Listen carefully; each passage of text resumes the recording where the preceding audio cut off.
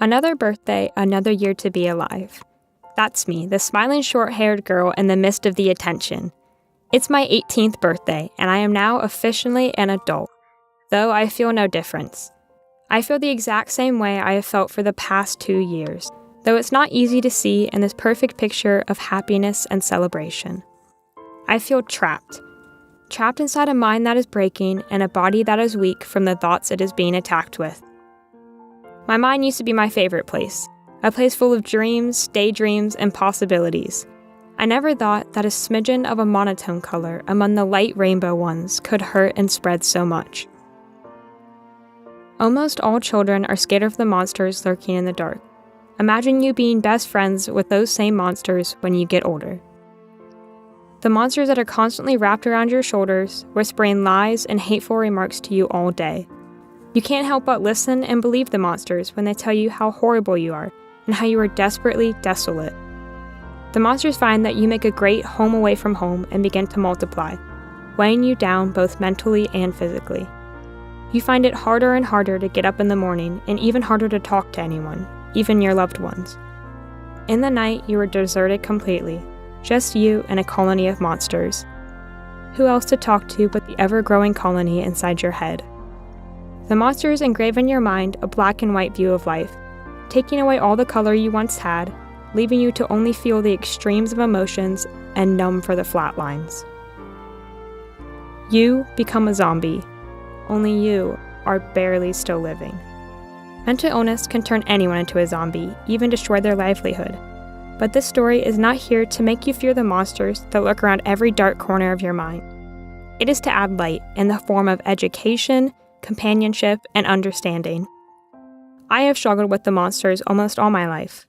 Long before my 18th birthday, I was diagnosed with a generalized anxiety disorder and OCD. I was an easy target to pick on, just because of the apparent label that I gave off for my actions and quirks. It was hard and still is hard for children to understand that differences do not make others space aliens.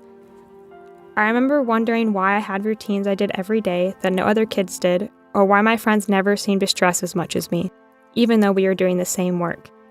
In high school, I found that mental health was never talked about, though it seemed like a lot of people around me were stressed or anxious. It seemed like conversations about it were shameful even. High school housed some of the hardest years of my life, and asking for help was even harder. I remember countless members of my family and friends telling me how it's just a phase or that I can get over it on my own. They would say how I was so used to feeling happy that this could not be as bad as I made it out to be. I was a happy kid. Heck, my nickname was even Happy. But despite all of my many years of happy memories and smiles, I was given a new label. When an official diagnosis came back my sophomore year, I was struggling with depression. Upon hearing this, I remember that I was scared. It was like I just got told I had 4 months to live, but all I had was depression. I was scared because of how depression had been presented to me my entire life. I had heard and read news stories of how the suicide rates have been going up and how there are more depressed teens than ever. I was scared to be put in a mental hospital and have doctors try and help me become happy again. I was worried of what others would think of me.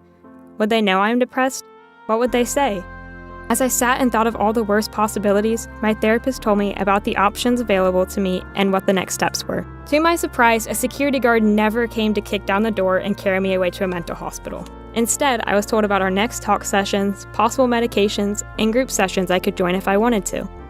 I remember finally letting out a breath and looking at my mom and feeling like I was finally going on a dark pathway, but with a lantern to guide and help me. I was ready to fight the monsters that had been colonizing in my head. Well, before I told you any of this, you saw me as a smiling girl turning into an adult.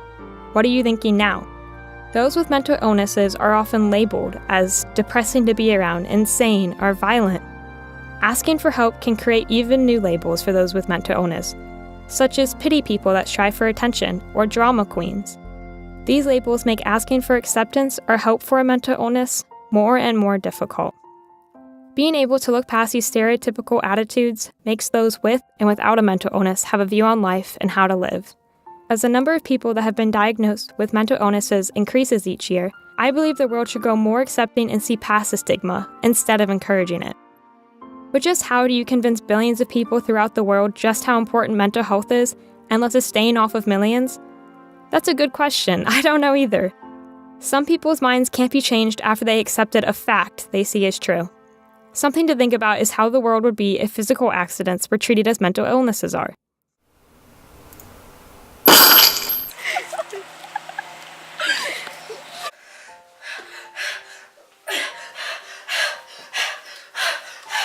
You don't need it. No, it's okay. You can get it over this. It's okay. All right.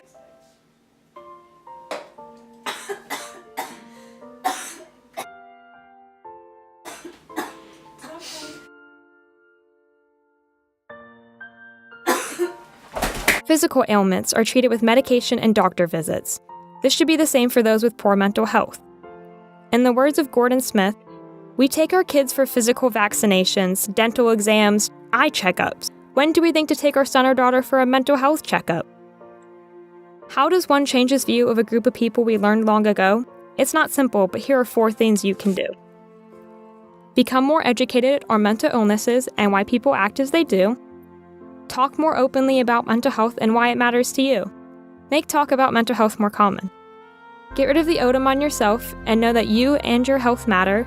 Realize that media that depicts mental illnesses are not always 100% accurate or true. The stigma works the other way too. While a person may have a mental illness, that does not mean they should label those who do not as uncompassionate, worth more than themselves, or as someone who wouldn't understand. All people, no matter race, sexuality, mental health state, or millions of other differences, are all human and should be treated equally.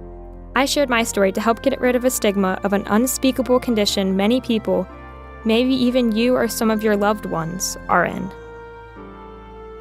Learn about the recognizable symptoms of poor mental health and talk to those you believe are affected. Or if you're the one having symptoms, don't be afraid to ask for help. No one deserves to be alone in a battle against themselves. Thank you for watching. Please feel free to share this video or share your story below. Together, we can get rid of the stigma attached to mental health and create a more positive and compassionate world.